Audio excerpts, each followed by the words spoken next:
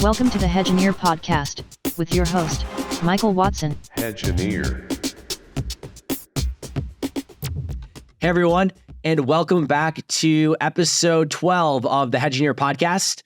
I'm Michael Watson, where we talk about technology, data, and AI using the hedge fund, asset management, prop trading space by interviewing a lot of the thought leaders and technologists that build all of it. Today's episode I'm pretty excited about because we're touching on an area of the hedge fund space that oftentimes isn't thought about right away, and it's the sales and marketing side of investor relations. When you think about a fund, people normally think about the portfolio managers, the quantitative researchers, risk managers, the iconic heads of the fund that are the names that you see on the front page of the newspaper, or you think of maybe like some of the back office or the trading or the high frequency stuff. But at the end of that day, all of those products need to get packaged up and sold to investors. Oftentimes those investors are family offices, institutions, sovereigns that have a lot of different choices to be able to decide how they want to allocate the capital that they've been entrusted with. And making a decision to invest in one fund is a big decision. And there's teams within these hedge funds, if they're a little bit larger, or it's just the responsibility of a single person hedge fund manager, if you're small, to figure out how you want to market your product, what makes you special, how you want to sell that product. And sometimes that's an entire team called investor relations. But it's what I've started to appreciate is it's a critical role within the organization. And so for today, brought on Kyle Johnson, who's been working with Hedgineer on how we partner with our clients to not only build out great technology, data, and analytics platforms for investment, research, and operations teams, but also how do we then empower the investor relations to be able to best represent the product and opportunity that their clients have when they invest capital with them. And how do you properly scale and build sales and marketing processes? Kyle's had an awesome career by doing a lot of sales and marketing within the enterprise. He's recently been spending a lot more time with the hedge fund space. Kyle, super excited to have you on the podcast. Yeah, thanks for having me. I'm really looking forward to the discussion. Totally. So one of the first things I want to ask you is, you come from a enterprise technology sales background, have been getting deeper into the hedge fund sales and marketing process. Mm-hmm. I'm curious from your perspective, what are some similarities and differences that you see between the two, and how much does your prior experience translate into helping a fund optimize their sales and marketing?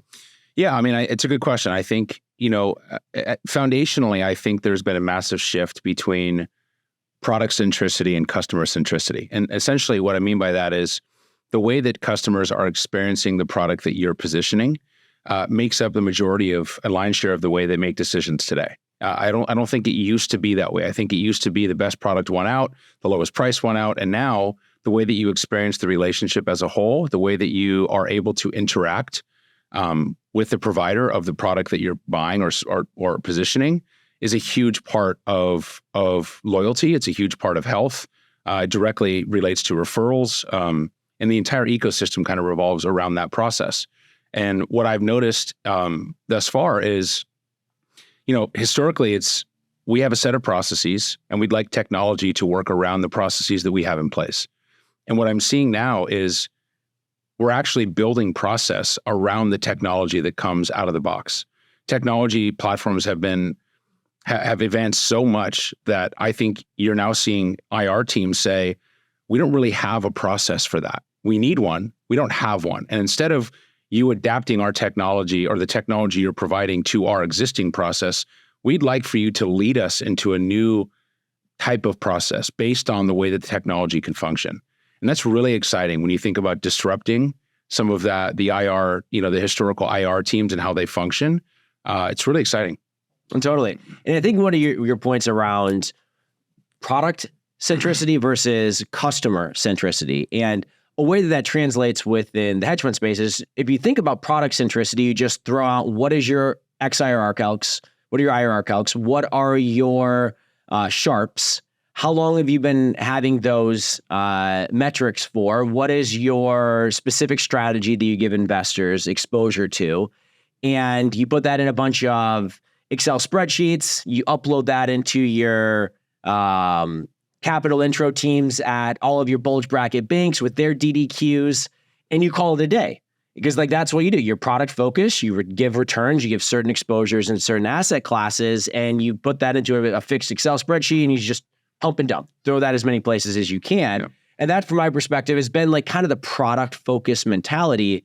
But the shift to customer focused mentality where you understand the certain exposures that your investors want. You understand what really makes you special, and you can translate and anticipate their concerns before they actually have them. Easier said than done. Mm-hmm. How does that translate to the hedge fund space? Yeah, I mean, I think it's this idea that like, so if you have this large amount of data, which is there's no shortage of firms that have that. The question is it consumable? Is it democratized? And is it monetized? So as an example, if I know who you are as an investor, I know when you joined our team, I know the amount of capital that you've entrusted with us, but the fund overall has not performed well. But based on when you invested with us, it actually has performed well. I need to segment you differently as an investor than I do everyone else that's in that fund, because the timing of which that investment was made could largely dictate how healthy or unhealthy you are. So what I found is that IR teams are not able to see investors by type or by segment, and you can't manage what you can't measure. And so that's an issue. That's a big problem. And so as an example, if we received good news today, and I know exactly in my head that there's a dozen investors that I'm very close with that I'd like to share that news with, you're leaving it manually and you're beholden to this amount of data that sits inside of someone's head. And you're actually literally sending out text messages to those investors while also trying to run the normal job and execute the function of your role that you currently have. That should very much be an easier way to tailor and customize and personalize your messaging to a specific group of people, because you know what they expect. You know what they want from you. And if you know that and you've captured that, you should be able to automate that outreach and that business development effort with ease. And it's not a matter of whether or not it's possible. It's been possible for some time. I think it's really a question of, do the investors expect that now? And I think the answer firmly is yes. I think performance alone has been the leading indicator of health historically, but I think the way that you experience the partnership now is starting to take a much bigger role than it has in the past. I completely agree, but how do you actually go from knowing the investors that I think I care about, I have their emails in my Outlook, and then when something good comes, I copy and paste it and throw it into a couple emails. It's obviously a little bit, you want to be very careful with disclosures to your investors, but you're customer centric. You want to be able to get information in front of them when it's relevant to them, when it matters. And I still want to be able to communicate that. Let's assume that we have the problem of disclosures and all of that solved. Knowing who to contact and when at scale, as you go from a couple investors when you're early to hundreds or thousands, is a different animal altogether. And you need systems for that. Absolutely. You need technology. And how do you go about solving that for a firm that right now everything is either in Excel or they've tried to use a CRM system, but they haven't fully embraced it? How do they actually take that next step to truly developing data-driven process? Yeah, I think there is a treasure trove of data that exists within the normal engagement efforts that IR teams and hedge funds are having with their investors. The question is, are you capturing those discussions? Are you capturing those points of interest? And if you are, you can report against that and you can action against that. I think this idea of, I don't think IR teams want an insight. I think they want a recommended action or next step to take as a result of the insight that was delivered by munging data sets together. And so if you have an understanding of what your investors want and you can group those investors together, when you launch a new fund, if you launch that fund, you need to be very aware of who has the highest propensity to actually show interest in that fund. And you should have captured that. And odds are you've already had the discussions that have told you that this person is a good candidate for that type of fund. The question is that sitting in a black box somewhere? Is it on an actual notepad? Is it in Excel? And if it is, then you are embracing the idea that static data is valuable. And I just don't firmly believe that it is. I think data has to be dynamic. We have to perpetually learn from the data that we've had historically, and it needs to lead us down the path of the type of effort we should be putting into what kind of content are we publishing? Who are we delivering it to? Through what channel? What's the frequency of communication that investors want? It's irresponsible to say that an investor with a large capital position that has said directly, I don't really have the interest or the desire to be communicated frequently with. That's okay. Other investors want to talk to you once a month. It's not an at-risk investor if you only talk to them once a year. Some investors are very much like that. They don't have the need or the desire to engage with you on a regular basis. Others would say very differently. I want to talk to you every time a headline comes out, good or bad. I want to know your position. I want to know what we're going to do about it. I want to curb some of the impatience that I might have. The reality is, if you understand how an investor is going to manage and measure success as they define it, then you should be able to put triggers in place that allow you to have proactive outreach, anticipatory outreach, when you are in violation of some of those SLAs of sorts, if you could call them that. Investors are very explicit about what they want from you, not just performance. And if we've captured that and we can have that into a repository that can work for us, not against us, which is not Excel, then automating the process of going from headline to outreach is simple. But without it, you're scrubbing through thousands and thousands of rows of investor data, hoping that I can remember the right ones to send this message to. And that's not a sustainable, scalable way to grow. Mm-hmm. One thing that you have to make a decision when you say, like, hey, Excel's not working, we need to scale, we need to go with the CRM. I think to some extent, there's even reticence on the behalf of funds of saying, does the CRM even make sense for me? I'm special, I'm different. Yep. My processes are not what you're used to. We need to be a little bit more customized. In reality, is that what you've seen? Absolutely. I mean, I think there's this belief that we are so nuanced that it won't fit for us. It won't work for us. This technology doesn't fit. Our processes are a little bit different. It's less about how nuanced you are, and it's more about how much the expectations of the investor have changed.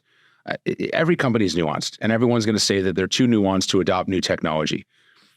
What that means to me is we don't see value in spending our time logging activity and inputting data into a CRM system. Full stop. And that's okay, right? That's a very common mindset to have.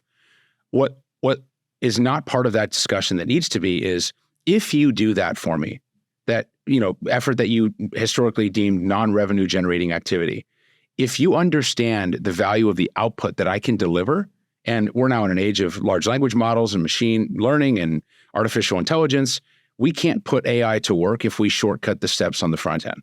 So if we really want AI to do for us what we know it can, and make guided recommendations on the next action that you should take as an investor in BD, strategic partnerships, or what have you, then you have to give me the data that I need to learn from. And I can help make the way that you are going to market more automated, more seamless. And from an experience side, the investor will notice. They will see a huge difference in the way that they experience the relationship. So having CRM in place, but not having it adopted, is no different than having Excel and using it wildly. Mm-hmm. Like it's the same thing. So if you're going to do it, you have to have top-down support at the senior level that mandates that CRM is not only going to be used, but we have to use it. And we have to use it this way because the output that we are after can't happen without the input. Totally. And so let's assume that you make the decision. We want to use full stop. We want to use a CRM system. There is the big heavyweight out there, Salesforce. And then there's a couple more customized solutions for hedge funds, asset managers in general. Sure. How do you go through the process of deciding which is right for a given use case? But assuming those use cases are all hedge funds. Yeah. So let's think about it this way. It's less about what you want to do today, because I think that puts you in a really rough spot when you're ready to scale. So let's think about the out-of-the-box functionality that's offered from, like, let's say, a smaller CRM provider. You have to look at things like integrations. You have to look at things like ecosystem. You have to look at the API framework, and you have to make sure that as we expand, which of course everyone wants to expand, as we expand, are those things going to start to break, right? And the reality is, if you don't have a North Star vision established and you are not building your technology strategy around where you want to be, but instead building it only on where you are currently, you're going to run into an issue when you're ready to scale. And imagine this. Imagine the idea that you are taking on a ton of capital, a whole new set of investors, because you've launched a fund that has whet the appetite for those investor group. And you're not able to do it because your systems are breaking on the back end. I mean, what an awful position that would be to be in. And so when you think about, as an example, Salesforce, their ability to scale from SMB up to enterprise is unparalleled. And so it doesn't mean it's always the right fit. What it means is that you have to trust that the provider that you are using and leveraging understands process at the highest level so that you don't have to customize and configure the way that CRM is traditionally captured out of the box to fit processes that you're still trying to define. You have to find a provider that establishes a layer of trust, that you know that they have the chops to scale, they have the chops to pivot as needed, but they also have an ecosystem of partners and integration points that allow you to pull into CRM what you need to pull in. Because if you're not getting a full customer 360, a single pane of glass on your investors and on your partnerships inside of your CRM, I wouldn't call it a CRM at all. Mm-hmm. And one of the things that I'm not trying to necessarily push Salesforce on the show, but what we spend a lot of our time with our clients is a cohesive data model around instruments mapped to issuers. Those instruments can be joined against a positions table that has like daily exposures, quantity, P&L, tied to an instrument, tied to an account, tied to a strategy and a sub-strategy, tied to a fund. And we can then join all of that together with very rich analytics that sit on top of it. Mm-hmm. Like I said at the beginning of the show, like I generally go into this thinking, oh, my customer is a portfolio manager. My customer is a risk manager. Right? My customer is somebody in the operations team. But then there's somebody in IR that says, hey, wait, don't forget about me. My job is to actually bring us money to the table to make all this possible. Right. And if there is a CRM in place that manages all of this rich data, the customer data, you should be able to expose this very rich analytics to that system. Correct. And having a system like a Salesforce that has these very rich integrations, but then on top of that does have a very strong analytics ecosystem in and of itself. Yep. So that you can expose some of these underlying data models to something like a Tableau as part of a Salesforce integration. Sure. Or as part of some of the native Salesforce features, you suddenly can start leveraging all the great analytics that you're building for the rest of the business and have a CRM system that can be flexible enough to be able to ingest that as well. Right. And you have to think about it on different roles, right? And to your point, I mean, you have people, obviously you have your CIO, you have an operations team, you have a research and analyst team. We want them focusing all of their time on what they do best. We want to be able to translate what their work means to someone on the IR team so that they can simplify it to the investor. And so I think what happens is that a lot of that analyst work gets lost in translation. And so if you think about instruments or what you mentioned earlier, like think about it like IoT. It was a huge craze, a decade ago when IoT came out, and it was the idea of monitoring in-field assets and having those assets talk back to me so that I can better understand how you're using the product that I'm positioning. And so if you think about Salesforce as an example, if I am living and breathing inside of CRM and something happened at one of my investors and I don't know about it, it fundamentally changes the effectiveness of our next engagement, right? And thank you, Amazon.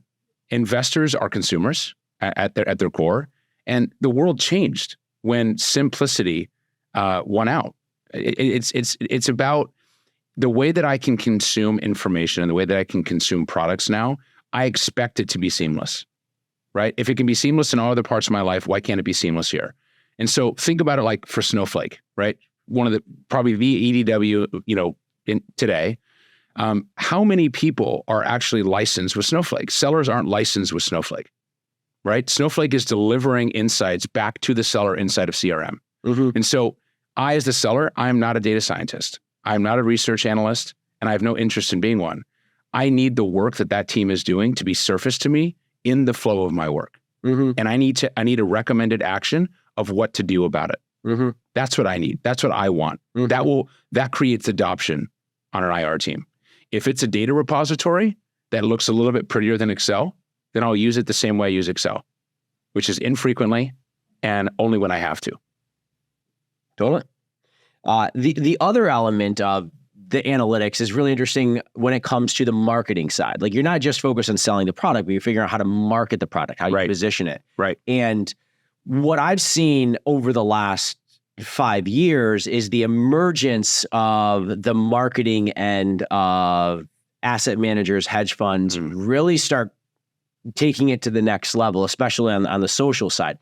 Twitter is obviously huge. You see, like, a lot of what I see in the Twitter space is individuals that have a really strong voice, very influential in the space, using that to be able to better market their funds. Yep. And there's great examples of that. For example, Bill Ackman has been able to leverage his presence, his expertise, demonstrate that in the public sphere, and use that to raise tremendous amount of money from primarily retail investors, but there's some institutional elements of it through his closed-end fund offerings, which are to some extent just a wrapper around a hedge fund, but allows retail investors to be able to get exposure to it and raise tremendous amount of capitals just via his social presence. I think there's been huge for that, but there's also, like, I've like, if you look at like the socials on like an Instagram or on a LinkedIn of your MLPs, Millennium, even a Citadel or a BAM, and just go back over the last 5 years of post history and look at the quality of the content now relative to what it was just 5 years ago. And I've been very sensitive to that because, like, I've followed it very closely because in the space for a long time. And there is now a tremendous amount of effort put into the image construction of these. A lot of times in the multi-manager space, these large institutions, you see it more and more, like, starting to get proliferated in the space. But the people at the forefront of these large multi-managers, really constructing and influencing and controlling their brand perception via social.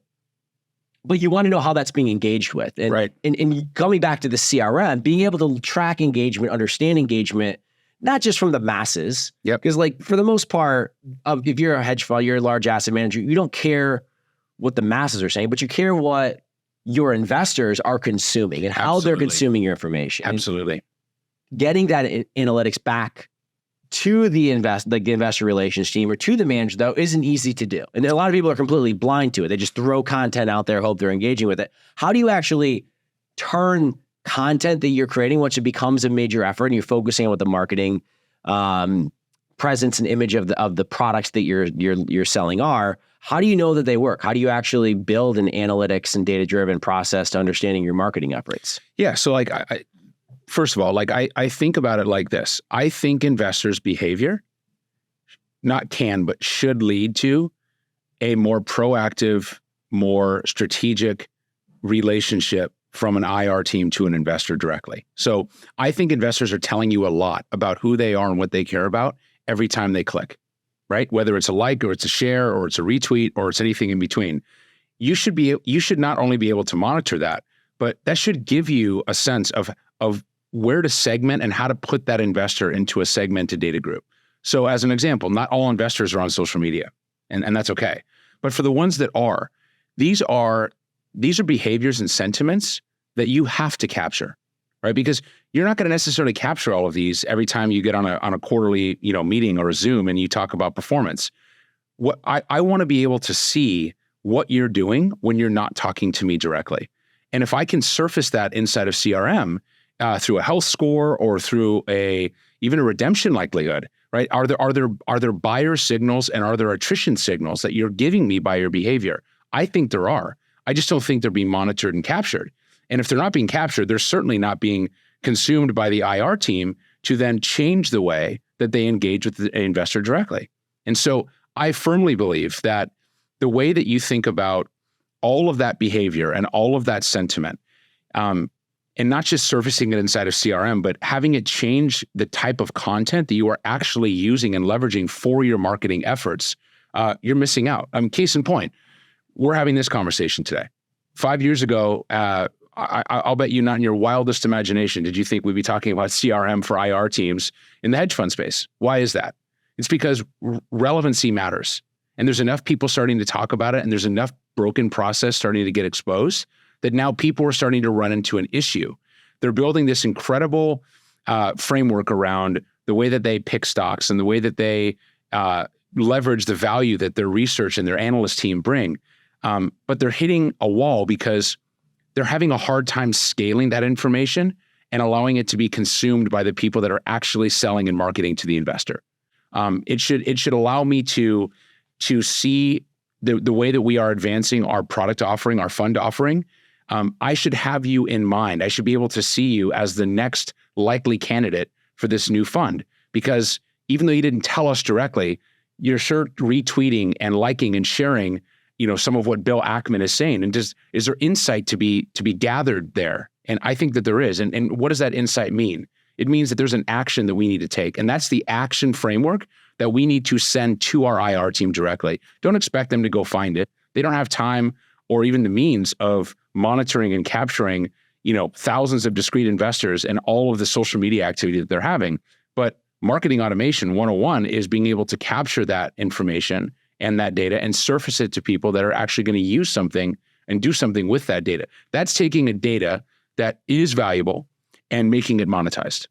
Mm-hmm. Because otherwise, it's just another set of data that lives in a static environment. And, oh yeah, they're big on social media. Yeah, but what are they big on doing in social media? Why are we having a discussion that we're having today? It's because 6 months ago, you spotted a trend. We're starting to see this conversation come up over and over and over and over again. And I'll bet you in the areas that we haven't had the discussion yet, they're already having it internally. And I think you're right.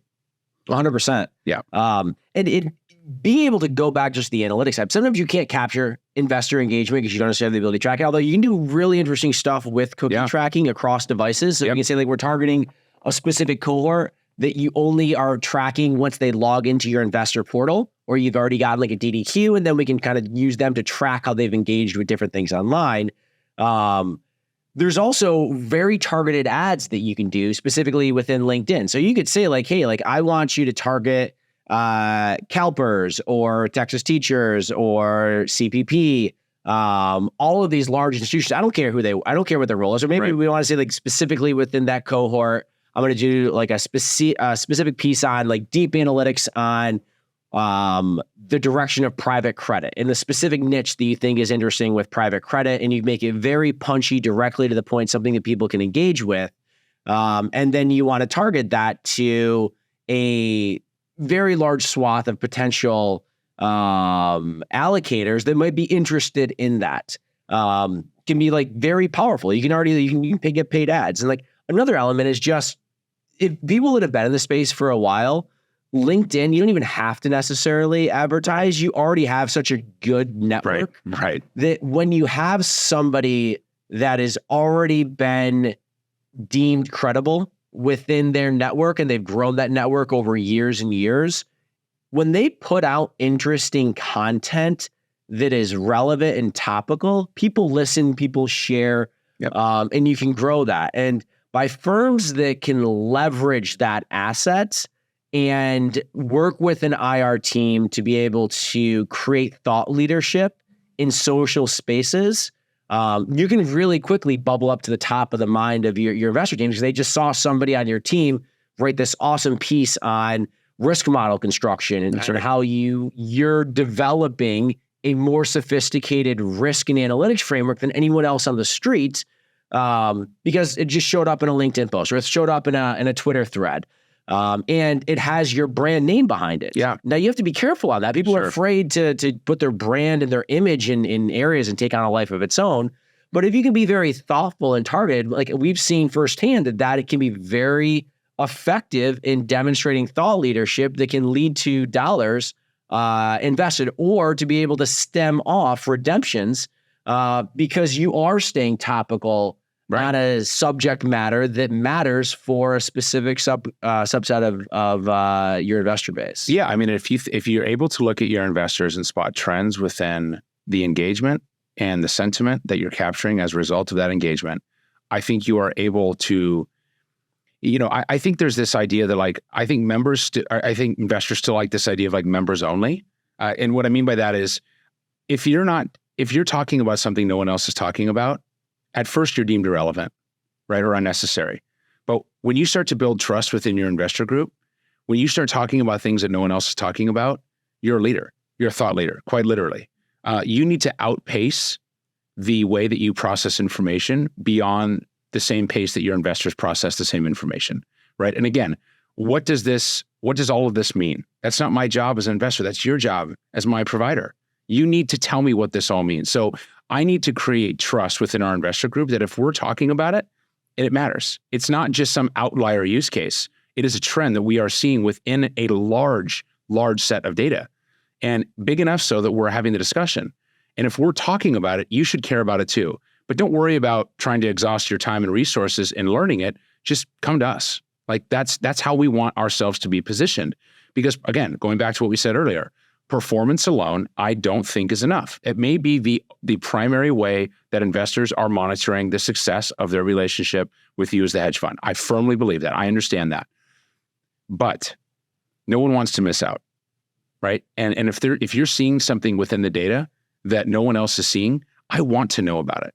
And I want that conversation to be almost in secret. I want you to come to me with that information and I expect that all of what I've told you over the years of us being partners together, you can see me as a good candidate for that type of insight. And if you can't see me that way, then we have a problem. And so, a lot of that has to do with let's think about CRM for a second. What other sources of data? You talked about social, LinkedIn. What about Preqin? What about PitchBook? What about these external data sources that are incredibly valuable that sit in their standalone kind of silo? If I'm operating and engaging my investors inside of a single system, I need to make sure that the information and the data I have is A, accurate, B, up to date and dynamic and constantly getting cleansed, and maybe C, and most importantly, is can I report against it so that I can take action against what I see in the report, right? So from marketing, from a sales, from even a service perspective, imagine proactive outreach as a consumer, right? Instead of you calling me, telling me that my utility company just shut off my water, how about I call you or send out a push notification that says, by the way, we're having an issue, a water main broke, you're going to lose water for about 30 minutes, just wanted to let you know. I think in general, the patience that people have for issues to arise has gone up. I think they are more patient for issues to happen. I think they are infinitely less patient for them to have to be the one driving the resolution. I think they expect that you are reaching out to me and if I'm calling you, you should know what I'm calling you for, shouldn't you? I mean, I think as consumers, we expect that now. And so think about that as an investor. I've told you that my success criteria in our relationship is defined as X, Y, and Z. A headline just came out and you should know that I'm impatient. I'm freaking out a little bit. And I shouldn't have to call you. You should be calling me. You should be reaching out to me directly because you know me intimately. And if you don't know me intimately, then get to know me intimately. There's no excuse not to know me. We used to do this, in a previous role, we did this a lot where we would sit down and we would plan out the entirety of a year. And having never engaged with the customer directly, let's say, how do we know who they are and what they want and what they need without them having to tell us? Well, we look at everything, right? But it's not scalable or sustainable to do it manually. We have to gather all the external sources of data, put it into a single pane of glass, and let that go to work for us. Tell us where the white space is. Tell us the product or the fund in this case that would be the next most likely fund that I should position. And do you have a confidence in my level of interest based on what you do know about me? And again, I think holistically, that's missing within the IR function of a hedge fund. I think that there is, and it's not arrogance. I just think it's ignorance. I just don't think you don't know what you don't know. And, for the most part, take inventory as a hedge fund. How many IT leaders do you have? Do you have information officers? Do you have technology officers? Do you have an IT team that's building a technology strategy around expectations your customer are very clearly defined? And the reality is probably not. You probably don't have any of those people on your staff. So if you don't, then at bare minimum, you better be strategizing systems that do the work on your behalf. Because if you're not, you're going to live in Excel and you're going to miss. Because when that headline comes out and you know exactly the investors that you want to take this new fund offering to, you're going to miss one. I promise you're going to miss one. And if you're not missing one now, it's because you're small. As you scale, you are going to miss one in the future. And that one you miss better not be the wrong one, because it has material impact on the fund. And those are the problems that I absolutely love solving. Because when you actually start moving a manual process into something that's more automated, and you have an investor or investor relations person sit down at a screen right before they are about to make a call to an important investor, and they just have all the information they see right there, and they're almost reading off of a script. They still manage the relationship like you and I talking here, but they just have all the data they need right now. They can answer questions on the fly. They don't have to throw these miracle Hail Marys to somebody in operation to run some crazy set of analysis that's going to take them weeks. And they say, yeah, we're really busy. We'll get back to you right now. It's like, hold on, give me a couple of minutes. Let me see if I can put that together. Just give me a quick sec, or I'll email you by the end of the day. We should be able to have that for you. But you know that you're going to be able to do it in 5 minutes. And so the end of the day, you're saying that because it's a buffer. Right. I mean, like, think about it this way. Like, if nuance is going to exist at a hedge fund, it should exist at the investor level, right? Because I want to feel that you think I'm nuanced, because I am unique. Even though you might segment me or put me into a group of data with other investors based on type or position or size or whatever, that's fine. But I still want everything that you are engaging me with to be personalized and tailored. So let the nuance exist at the investor level.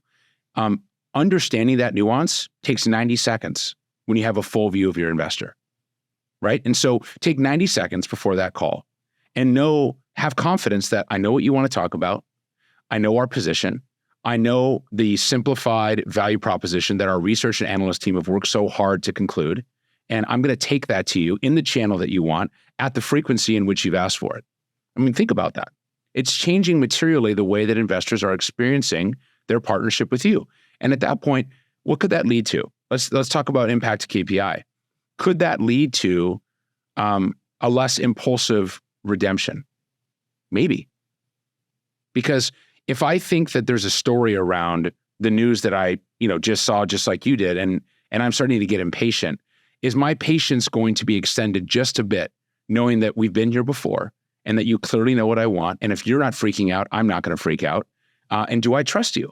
And the more I trust you, usually is designated directly based on how well I feel you know me and how well I feel I know you. So as a firm, how well do your investors know you?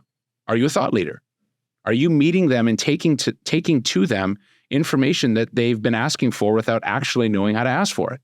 And that's podcasts, that's webinars, that's events, that's thought leadership, that's white papers, that's all of these things. And if I'm engaging with the content that you're positioning because you think that I would be a good candidate for it with confidence because we have the data that proves that, then I'm more likely to trust that you're covering my back when I'm not able to. And so I think that the impact to attrition, to partnership health is significant. And so again, I think this idea of personalizing and tailoring experiences to me directly to fit within the nuance that I'm okay to have and that I've shared with you already is a good thing. I don't think it's a bad thing. I think that where investor relations teams struggle is when they have content that they want to deliver and they don't know who to deliver it to. And imagine that, right? And I'm not talking about the smaller shops that have 10 investors, and that's fine. I'm talking about the ones that grow beyond 1,000, 500, 1,500 investors. And when you're trying to figure out how to take this incredibly valuable proposition of your fund to the right set of investors, and you're not 100% sure of who those are, you default to a spray and pray methodology. And that is not effective. And investors that don't fit that fund are going to know that I was on a mailing list, right? I mean, think about, as a consumer, we go on to a website and we're shopping for a large collared shirt, and I put it in the cart and I leave. You've seen this. What do we get now? Hey, you're almost there. You almost finished your experience. You also will see that all marketing effort moving forward will be large only, not medium, not extra large, large. And it'll be within the color schema that you think that I'm attracted to based on how I browsed, right? So even if I've never bought from you before and I'm a prospect still at this point, giving you unstructured data, which is all that it is, really. You don't even know who I am yet, but I feel like you already do. Why can't that exist on the investor level, right? And social posts are a big part of that. This is unstructured data blended with structured data for you to be able to see me differently. And when you see me differently, I will know it because the way that I experience your content and your engagement will reflect that. When a fund starts approaching how they want to market themselves on social, Yep.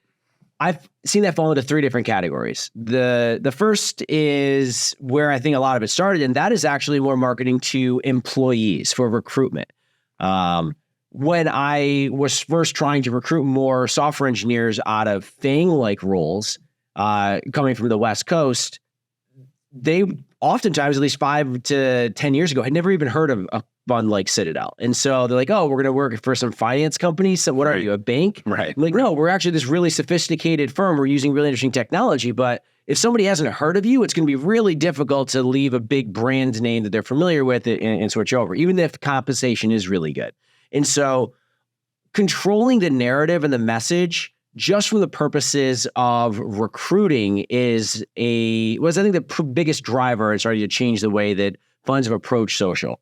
The second is also defeat ego. Like people want to be seen as a thought leader amongst their peers. Right. And so by being able to influence that. And then I think the third now is actually where we spend a lot of time. And I don't think it was the original goal, but be able to demonstrate thought leadership for the purposes of your investor base to be able to allow yourself to be able to re-underwrite that. And even at Hedgineer, like when I'm starting Hedgineer, I want a brand that I'm proud of. I want to be able to share that with other people. I want, when we're going after recruiting really talented, super passionate people, that I can double click, highlight, star that brand by being able to say like, hey, just take a look at some of the stuff that we talk about. We don't shy away from it. I'll talk about stuff publicly. Yep. And we can demonstrate our thought leadership in a very open environment. One of the ways that I would love to be able to take that to the next level is that when a hedge fund is trying to recruit their next great analyst or their next great PM, and they say that, oh, we use Hedgineer technology within our firm, that analyst knows that they are joining a world-class technology, AI, and data-driven organization that's giving them research, systems, technology that they never had at their previous job. Like they would say like, oh, my previous job, everything was clunky. Nothing ever worked together. It was impossible to get access to data. There was dozens of different security masters. Like I had no idea where to be able to go and get alternative data. It was just a complete mess. That's right. And I want a fund to be able to say as part of that recruiting effort, oh, by the way, we work with Hedgineer, and have that analyst immediately go, oh, that's cool. I want to work with a Hedgineer-driven asset manager, a Hedgineer-driven hedge fund. And that's what we're building right now. But I want that brand to be synonymous with the quality of experience that we're giving our clients. I think people want to do meaningful work. Mm-hmm. And so if they are observing and believe that the work that they're going to be asked to do is fixing stuff that should already be in place and systems that don't exist that need to get put into place and implemented, your office might be lovely, your benefit package might be great, your comp's unparalleled. I just don't think people are gonna come to you. Like it's interesting. Like I've hired and interviewed for almost 2 decades now, and I can tell you like questions about what systems you are giving the sellers, what tools are you giving the sellers to go do their job more effectively, started to come up in interviews that never was asked before. Tell me about the territory, tell me about the leadership, how approachable are they? And now people are asking, what tools do you use? Because what they're saying to you is, I want to focus and do the work that I do best. Mm-hmm. If you're telling me that you're going to limit my ability to do that because of all the crap that you haven't figured out yet as a business, then I'm going to go somewhere else. And to your point, like, I want people to say, do you use Hedgineer? Yes. Okay, good. That gives me confidence that I'm going to be able to focus my time on the work that matters and not going and spending all my time and energy and resources on the crap that gets me to the point where I can go be really effective in my job. I mean, if you have an analyst or a researcher, you want them spending 100% of their time analyzing data, researching data. That's it, full stop. But the reality is, oftentimes, they're spent doing non-revenue generating things because The hedge fund itself is a systematic nightmare. The process isn't in place, systems aren't in place. And so we're kind of in this like fly by the seat of our pants motion. And real people that understand like valuable potential employees are going to see right through that in the interview process. And not only should you not hide it, you should publicize it. You should say, here's the systems that we put in place. And by the way, not only do our investors benefit from Hedgineer, but you directly are going to benefit from Hedgineer. It's going to make your job easier. And if I can make your job easier and more effective, the likelihood of you succeeding is exponentially higher. And that's the stuff that I love, is solving problems for people to enable them to do the things that they love. Right. And having an analyst come to you and say, I used to have to spend half of my time organizing data, talking to people around to get a different data source, like trying to figure out how these different systems worked together. And then the other half, I would actually be doing my job. And you just gave me half of my job back. Right. I mean, here's, I think, a simple way to put it. How likely am I to succeed based on the decisions that you as a business have made long before I met you? Right. I'm trying to measure that.